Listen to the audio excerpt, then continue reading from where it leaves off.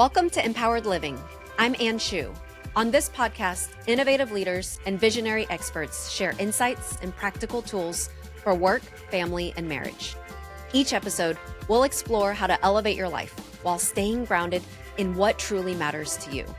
You're working hard to navigate relationships, build a thriving family, and create a legacy of purpose.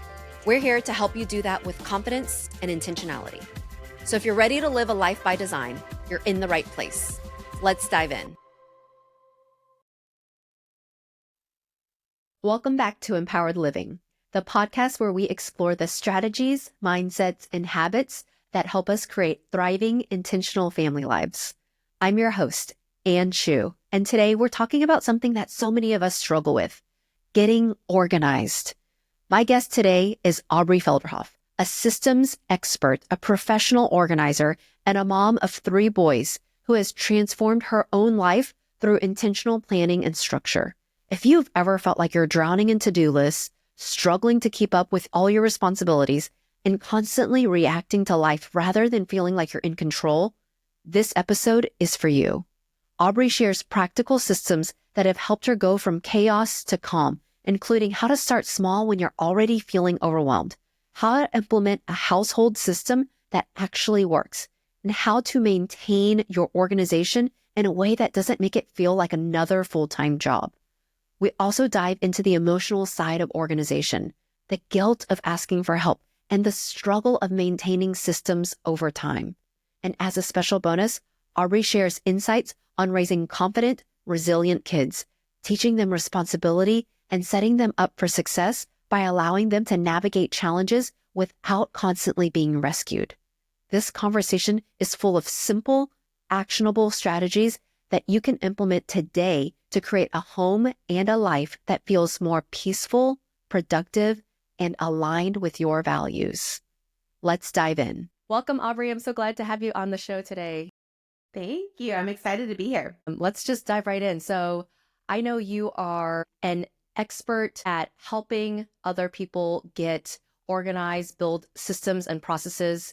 So I would love to just know, if I am in a state of overwhelm and I want to move to calm and organized, what is the first thing that I need to do? How do I even begin? Because the idea of starting feels overwhelming to me. Yes, that's an ironic word, isn't it? Whenever it's overwhelming to start, when you're overwhelmed. Yeah. So when I have struggled with overwhelm in the past, I kind of taught myself a system that helped me to break it down into more manageable steps. I started with brain dumping. So writing everything that was on my mind that was just overwhelming me and making me feel weighed down. And then I went through and I started top 3. And then from those top 3, I picked the number one thing that I felt like if I worked on that, it would begin to ease the overwhelm. So you break it down into smaller chunks. And then once you have that one thing, then you start with, what is the first step that I can do to get myself towards progress on this one thing? So for instance, if I was extremely overwhelmed about, this is a silly example, but for a while, I was extremely overwhelmed trying to get my kids to help with chores in the house. I felt like it was all on my shoulders and my kids were resentful, and my husband doesn't feel the need to do chores. He just feels like we should hire someone to do the chores. But I felt like it was important for me to make sure that my kids understood how to value our home and treasure their belongings and be responsible for their belongings and their self. That wasn't happening when other people were cleaning up after them, including myself. So I wanted to set up a system to help our family as a whole work as a team to clean our house. It's a little overwhelming because when you have a whole house and you have a lot of wanting to participate family members, I didn't know how to even break it up into what I felt like was fair when I'm the one that was wanting to do this, but also something that was realistic. So I started with looking at the house, chunking it into sections, and then deciding what is one thing I can do right now to help them to embrace the idea of just taking responsibility for where we live and treasuring it and valuing it and being good citizens, good teammates of the house. And I decided we would start with, I had 3 boys. So I decided we were going to start just with bathrooms, and we were just going to have a bathroom weekend. And for a couple weekends, it was just going to be bathroom weekend, and it's fine. I can do the rest for now. And eventually I could teach them the other things, but I really wanted to zero in on bathrooms. And I have to say, once I zeroed in on that, it was a very small section, but a very gross section, honestly, in my house. Once I zeroed in on that and really invested the time one-on-one with each boy to teach them how to clean up their own bathrooms, my bathrooms got so much cleaner. And it wasn't because they were cleaning, it was because they realized what it took to clean up after themselves, and they stopped peeing all over the floor and the walls and everything else. So long explanation for a very easy thing. Chunk it down into what's the first step you can take right now to get closer to your goal. So what's interesting about what I just heard you say is the guilt that comes with the starting, because it's like, well, I'm the one that wants to be organized, but now I feel guilty for trying to get other people to also do some of this cleaning. And I bet a lot of people feel that. Like in my marriage with Sonny, I'm the clutter bug. He's the one that wants to live like a very minimalist life. And I think he sees how tired I am at the end of the day. He feels bad when he's like, hey, let's clean up this pile of random junk that you have on the counter. So what is your advice or suggestions on how to overcome that guilt so that you can get what you need? Mom guilt is real, and it's something I've struggled with for a long time for a variety of reasons. One thing that I have done that has really helped is being super open in my conversation with Mitch, my husband, and letting him know how much it means to me, these certain things that are important to me. And I think any of us that are in a loving relationship, if it is super important to our partner, to their heart, if we know that it helps them to function better and to feel more peace, and they tell us these things, then we're going to work to support them, right? That's kind of what this loving marriage is. And so I just sat down with him as he grumbled and complained about his teeny tiny cleaning list that I made him. Literally, it was dusting the ceiling fans because he's the tallest one in the house. And that was it. I was doing everything else. And I explained that although I know that it is more fun to have someone else clean our house right now, it is really important to my heart that I pass this on to my boys and that they grow up knowing how to support their wives and their families and to clean up after themselves and not create extra stress and extra chaos in the house.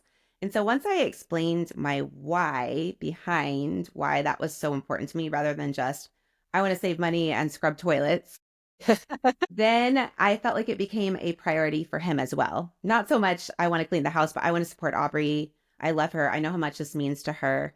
It kind of eased my guilt in asking for what I needed when I felt like I could share why it was so important. One thing that you mentioned earlier was like having these dissenters in your home. So when you're having this conversation with Mitch and you are talking to him about that, what is how does that conversation, what is your advice so that that conversation doesn't devolve into a big fight? Yes.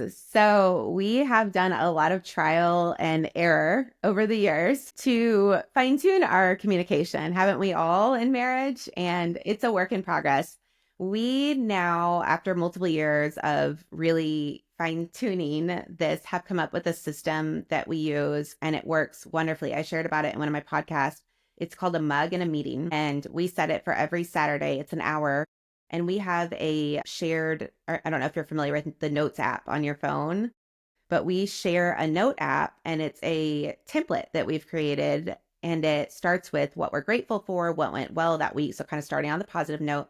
And then we'll move into family solves. So those are things that throughout the week are coming up that we need to discuss with each other, decisions to be made, or I need you to fix this, or where are we going for vacation, whatever. We put it all in family solves.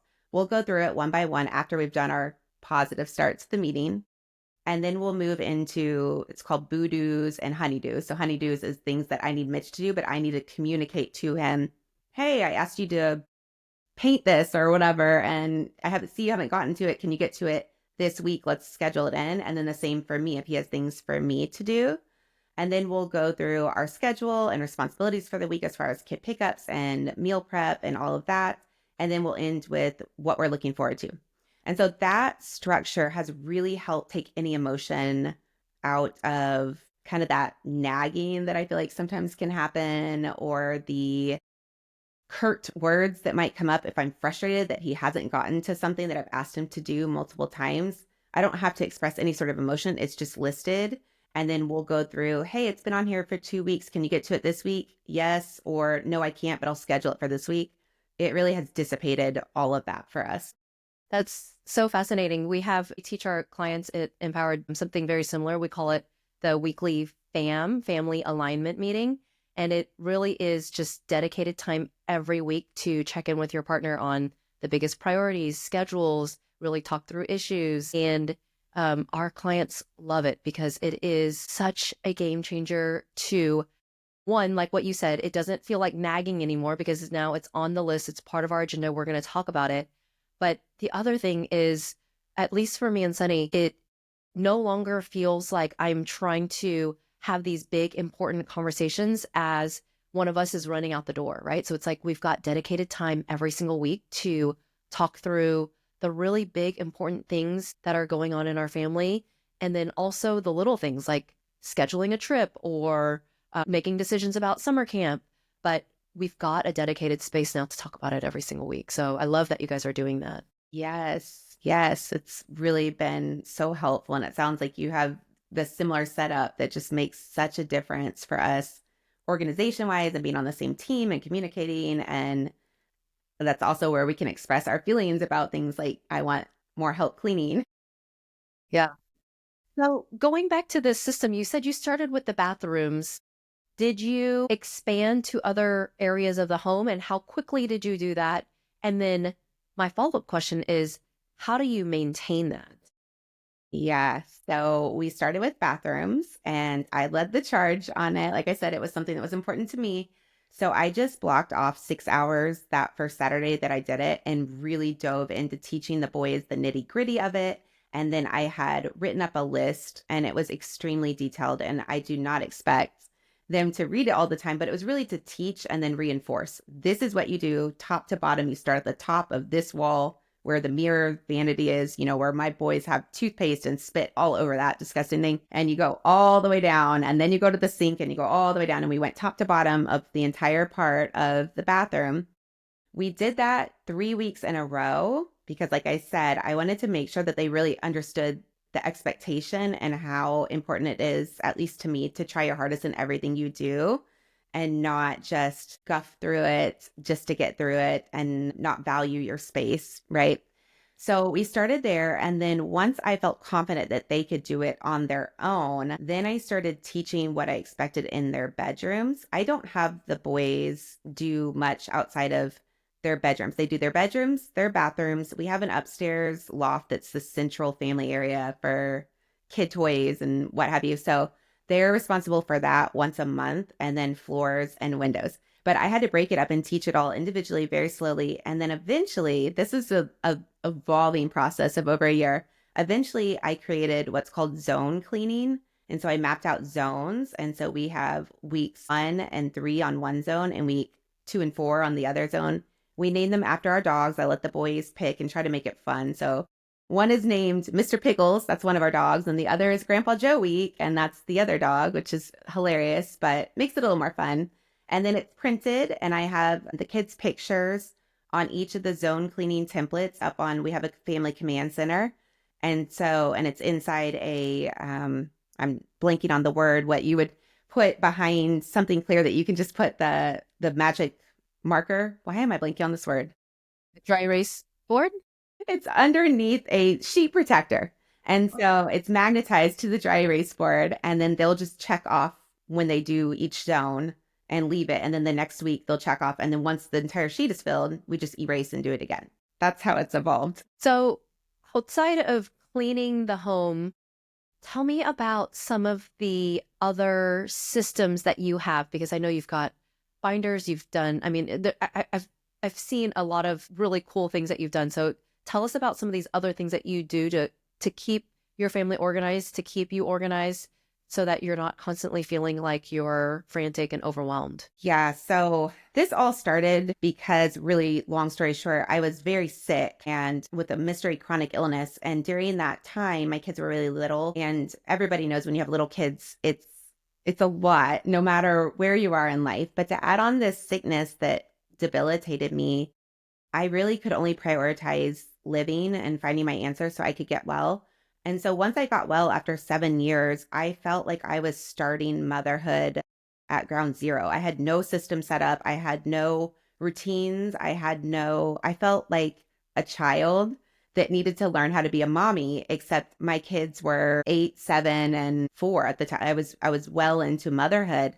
And so I really had to do an overhaul starting from ground zero to organize my entire life. And I don't really mean my house, although I did need to organize my house, but really creating the systems to make me feel like I was a confident mom who could handle all the things that come at us that we don't expect, which is really at least every day. Something happens in our life that we don't expect that throws us off. And I was tired of being so derailed. So I really started at ground one with, what do I do with bills? What do I do with our budgeting? What do I do with meal planning? What do I do with all this paperwork? I have some kiddos that are in different programs. I have some that are GT. My youngest son is dyslexic and ADHD. And so we have art paperwork and medical paperwork for him. And it was just lost. Everything was lost and chaotic. And I was dropping the ball all the time. So I really spent 3 years. I invested in an organization, class, and certification course.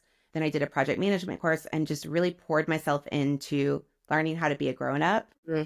And yeah, it's really paid off. Not that I don't drop the ball still sometimes, but I no longer feel as if I'm drowning in life. And it gives me such a sense of just confidence that I'm capable of having the time to then spend intentionally with my family, which is what I wanted all along. But I was so busy reacting to all these balls up in the air that I just felt like I had no time to dedicate to my family in the way I wanted.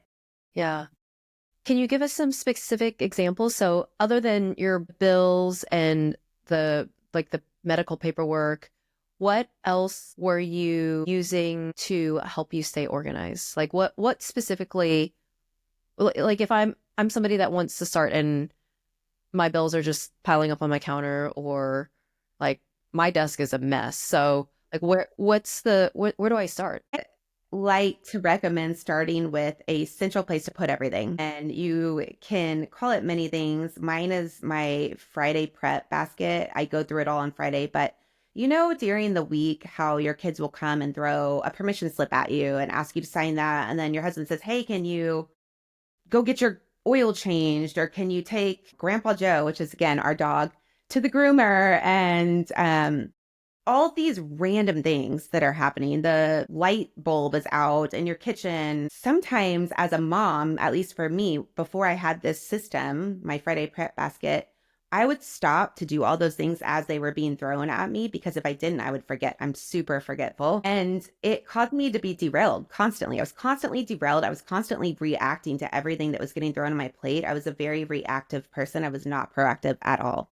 So now with this system that I recommend, you throw everything, and you can start with something in your house, an empty basket, an empty bucket, a shoebox, who knows, but just get something to throw all that in. And if it's not a physical thing, if it's not the toy that needs new batteries that you can throw in, just keep a notepad and just write it on a piece of paper and throw it in. Or I do it on my phone, on my notes app.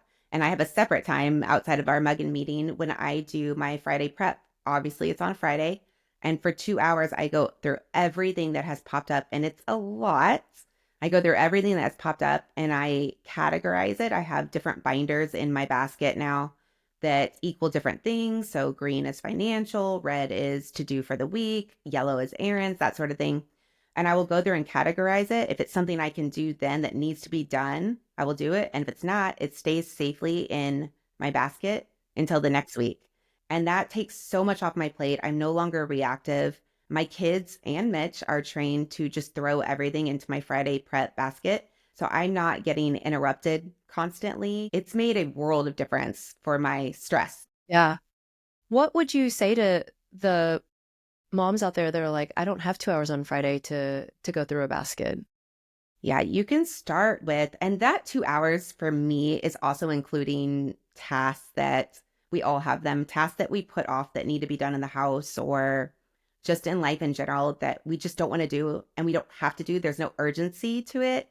And so it just keeps bumping. So I give myself 2 hours if I have the time on that Friday, and it's from 1 to 3 before my kids get out of school, to do all of my Sunday basket, my meal prep, my planning for the next week, my work schedule, and then all of those tasks. But it doesn't have to be that way. And when I'm pinched, I'll just do 20 or 30 minutes. I also, when I am in the car, which is 90% of my life now with three boys that are all in sports, I will bring that basket with me. And at all of their practices, I will just file through it. Just file through it and go ahead and knock out the stuff in the binder or in the area that I can do right then and there. That makes a big difference too. Just using those little pockets of time when you're waiting in line for school pickup or soccer practice to end. I just heard you say Sunday basket. What's the difference between your Friday prep and your Sunday basket? So when I started doing the Friday prep, I got the idea from a lady who did Sunday basket. Her name was Lisa Woodruff. And she doesn't really follow technology or do technology. She does it all through paper. So when I said that, I meant that was kind of the previous name of it. And then I've changed it then to the Friday prep. But How do you, I mean, I'm just thinking about if I were to implement this basket system, I feel like it would just get filled and so overwhelming that I wouldn't even look at it. And then people would keep adding stuff the following week. And then I would just keep putting it off. And it would be like this basket of things that I've procrastinated on. yes, that can happen. Started at the beginning by scheduling a date in my calendar, and it became the holy grail, kind of like our mug in a meeting is 8 a.m. on Saturday. And when we have games, which we do, that's the first thing we look at. What time do we move it to? It just doesn't exit the schedule. It just has to happen. And yes, there are times when things come up on Friday. My kids are sick, or, we got snowed in for 2 days in Texas with a blizzard just a few weeks ago. That Yeah. wasn't a great time for me to map out my next week with all of my kids running around. And so I just took that time slot and I moved it. Okay, I can't do it this Friday. It's insane. It's not going to happen, but I'll do it Sunday. And honestly, if there's nothing urgent in it, I might fly through it when I'm in a big hurry. I'll fly through it, pull anything urgent. And usually when you're on top of it every week, there's not that much urgent, but sometimes there might be something. For instance, Nolan, my oldest, he qualified for beta state. And so I had to sign the permission slip and pay for it. And I'm chaperoning, so I had to fill out a background check for that. That was urgent. That was due. So I will pull that out. It takes 5 minutes. I get it done. And then I know everything else in there is safely in there until next week when I can come back to it and commit more time. It's not urgent, so it releases that anxiety, but it's safe. And then I can come back to it when things aren't so insane. That's the beauty of the system. How do you maintain a system? Because I feel like my personality is really great at deep diving into organization. Like, you give me 4 hours on a Saturday, I can like organize the entire pantry or my medicine cabinet, and I'll create amazing systems with beautiful labels and the baskets. And slowly over time, because my personality is not good at maintaining, right? Like, I'm a very like one and done, in and out. And then I set up the system and it'll sustain itself for a little bit, but slowly over time, it slowly like devolves because I haven't put in any of the maintenance required to like keep it up. Yes, that's a hard one. I always tell my clients to schedule it in, schedule regular maintenance. You do it with everything else. If you don't keep up with your car maintenance, it's going to break down. If you don't keep up with creating healthy meals and exercising, your body will break down. You have to schedule it. It doesn't need to be every week. So when you're talking about the medicine cabinet, that's a perfect example. I do that seasonally. Once a year in the summer, at the beginning of summer, is my time to just put 2 hours on my calendar on a Saturday when we don't have sports and go through my medicine cabinet and my bathroom, make sure that the system is working. We're growing, even though we're not children. Our family is changing, our needs are changing, things are changing. And so sometimes it's not working anymore because you're not into that passion or that hobby or that facial moisturizer or whatever, what have you. So we just have to go through and just do a quick sweep and reset, and then it should be good to go for the rest of the year, or however long you go in between your systems. There are some areas that you're going to have to maintain more, and those are going to be high touch points. So my personal area, my bathroom, my bedroom, I can maintain those easily, and nobody really goes in and messes with, my deodorant stash. But if I'm looking at my pantry, where again, I have 3 boys who I feel like I can never keep them full. They're constantly raiding the pantry. I'm going to have to redo that system quite often. And I have. There's a kind of joke in my family about how often I actually have redone our pantry system to make it more efficient and more effective. And my kids have to go on almost a scavenger hunt just to find things sometimes. But yeah, you just have to maintain through. I like scheduling.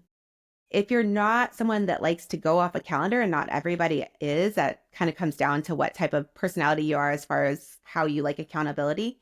You could do pairing with a buddy. So talking to your husband or a girlfriend, and even just a phone call and going through it once a month or once a year with your girlfriend.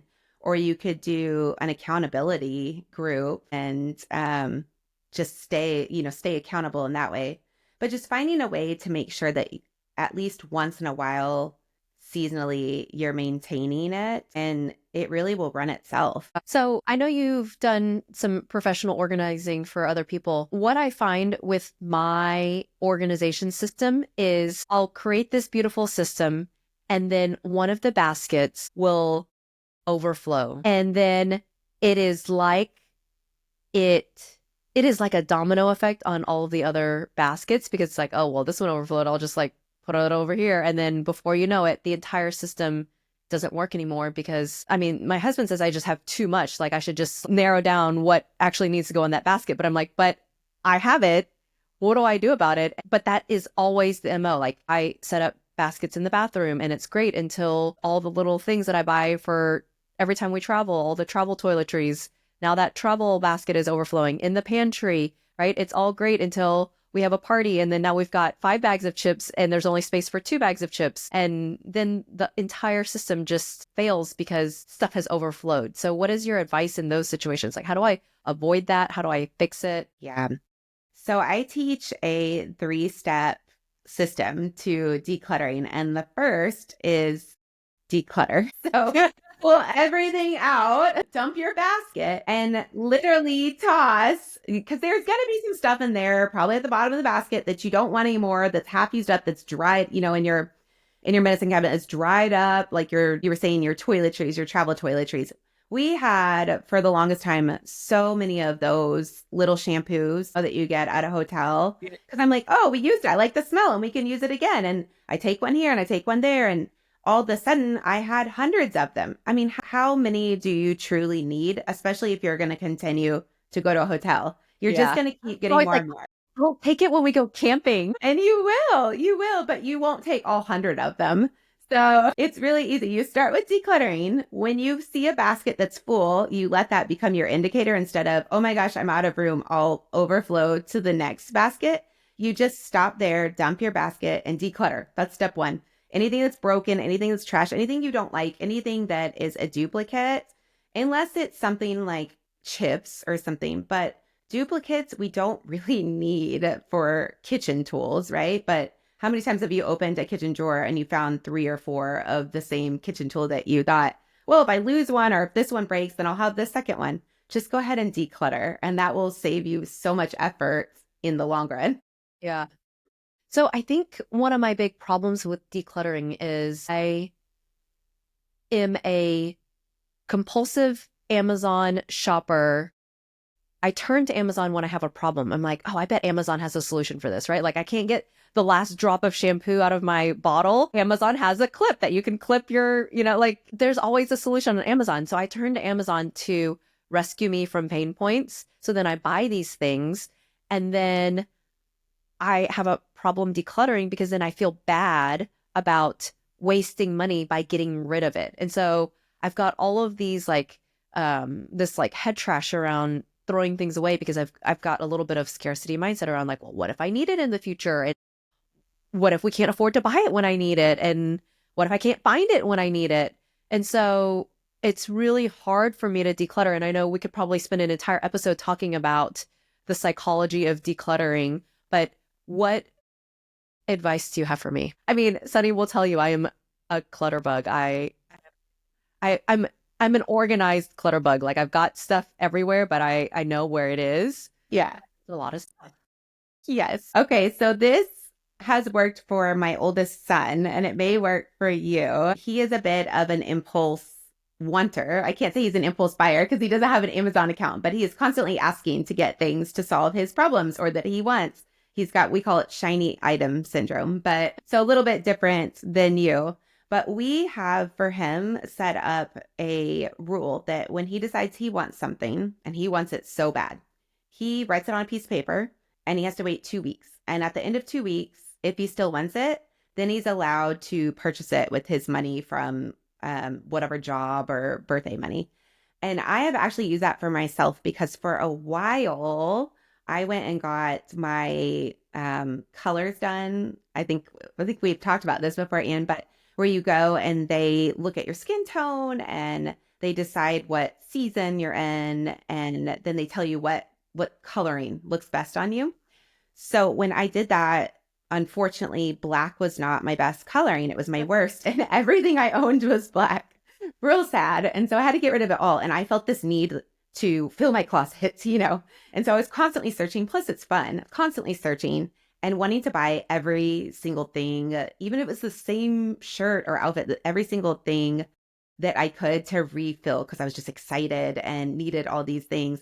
And it became past the point of need and more of kind of a fun addiction, to wait on the clothes to show up. And so I ended up doing that myself and I did it for a shorter term things. And I still do it because often if I'm on the internet or on Facebook, something will get advertised to me and I'll pop in there and be like, oh, this looks so great. I have to buy this right now. I've never seen a shirt like this before. Yes, it got out of control. So I made a list on the Notes app. I made a list for myself and I would link everything that I saw that I would go all the way to the cart and I would have it in the cart. I'd about to be, buying the thing. And I would say, no, I'm just going to put it on my list. And then on Friday basket time, or if you have a different time, but once a week, I would go back through. And at that point, because I had a problem, there would be 10 to 20 links on that thing. Number one, I was too lazy to go through all those links. I didn't want to mess with that in my short amount of time. But number two, most of the time, I didn't want all of those things. Maybe one or two, and then I could decide, okay, I can go ahead and purchase because I'm past the impulse point, or I don't even know. I don't want to let go of it, so I'll keep it and I'll move it over. I have a list for Christmas or present ideas, and so I would move it to that. And if I really wanted it, it would go there if I didn't feel like I needed to buy it. But that really helped me break this instant need to gratify, just to instantly get something to fix my perceived problem. So it may help you. Yeah, no, that's good. Okay, so I'd love to shift and, you've mentioned your three boys a couple times and I've met them. They're amazing young men.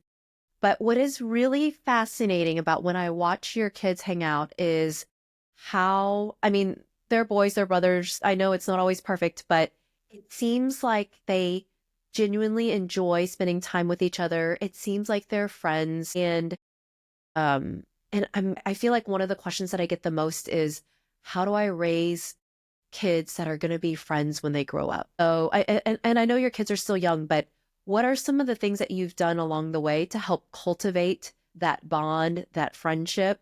Because when I look at your boys, I do think in 10, 15, 20 years, they're still going to be friends. They're still going to be hanging out. They're still going to be talking to each other, turning to each other. So what have you done that has helped cultivate that? Yeah, that's one of my biggest hopes is just that bond and that unconditional love in our family. I've always wanted to make sure that my family had a feeling of I belong here, I'm loved, I'm accepted. This is a safe, loving place that you're a part of, that you get to be a part of. And one thing that we did very early on when I was a kid, we teased a lot. And it wasn't, and I was a very sensitive little girl and I didn't know it then. I kind of came out fighting. Yeah. But underneath it all, I was really sensitive and teasing really hurt my feelings, especially the teasing that was happening in my house wasn't little tiny things. It might have been about, I'm trying to think of examples, but it was things sometimes that I couldn't control. Yeah. Yeah. Maybe physical features or my athletic performance or how smart I was or whatever. That was just kind of how my dad showed love, was by picking on us. And so I made sure when I think we that's got, the whole generation is like that. Yeah. I think so. Yeah. I didn't want my kids to grow up feeling not bullied, but that it was okay to pick on each other at all. I wanted this feeling of we are a team and we are here to support each other and love each other and we've got each other's backs no matter what. And we ingrain that in the boys at a young age. We don't tolerate any form of teasing in the house. And Mitch and I, you know us, Yeah. we're very sarcastic and we're a huge jokester, prankster type family. So it's not that we're stale or that we don't have fun or have jokes or do anything like that, but we just are very cautious. We do not tolerate any sort of negative talk about anybody else in the house. And we promote a lot of gratitude and loving acceptance of each other. So, an example at dinner, when we get to eat together, which isn't all the time anymore, but when we eat together, we have a practice called High Low Buffalo. So, we'll talk about each person has a chopstick or something, and depending on what's on the table, a candlestick or whatever's there, that means they've got the mic and nobody else can talk, nobody else can interrupt. And we all give eye contact and eat silently and listen to the person talking. And that person shares their high of the day, and that's going to be their favorite memory of the day or something great. They can share a low if they have one. So something that happened that they were disappointed in, or someone hurt their feelings at school, or they would share a buffalo. That's just whatever they want to talk about. And then they have to give a compliment to someone at the table or themselves. And that just, it really is eye opening to see your kids, number one, pull out the best in each other for things sometimes that they don't even know, that they're unaware of.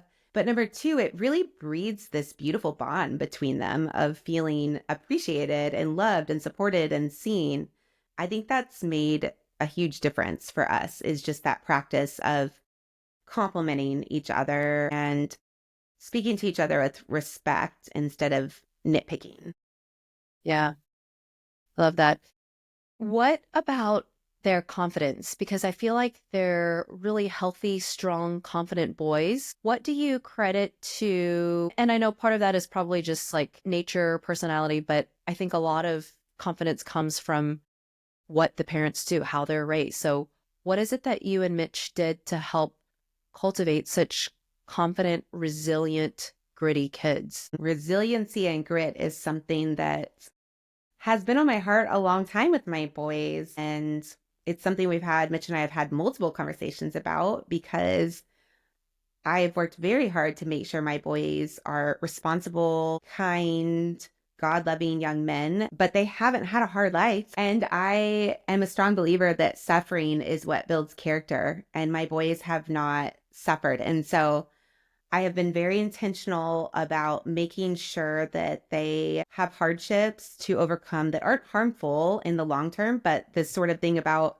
you got to clean up your own bathrooms and you've got to pick up the poop from the dogs. And we have chickens, they have to go clean the chicken coop, and making sure that we're presenting things that are difficult for them, but doable, to build confidence that they can do it and they don't have to, number one, be a victim. And number two, they don't have to rely on someone else, that they're fully capable.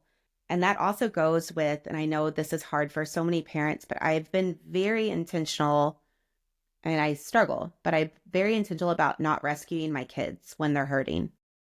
So when things go wrong at school, or someone has hurt their feelings, or they forgot their homework and they got a zero, I hold myself back, but I don't rescue them. I don't help them when they can't open a jar.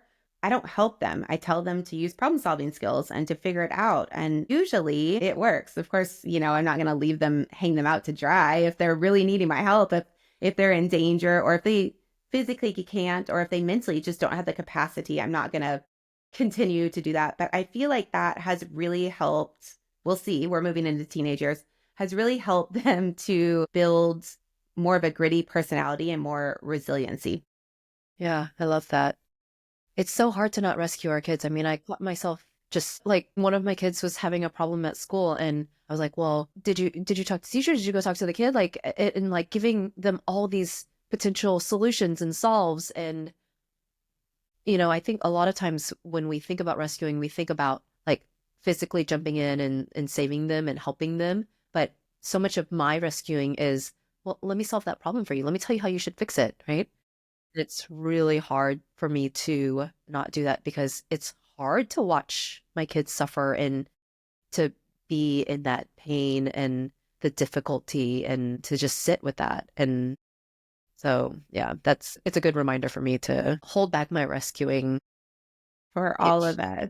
Yes, it's so hard as a mom. We're the nurturer and the heart of the family. And so it is excruciating to watch your kids hurt and suffer and not step in and solve it. But I do know just I've done so much research on it and I really have studied how to create or how to breed that resiliency and the grittiness, because that really, at the end of the day, I feel like is one of the top traits that you need in order to have a successful, happy life.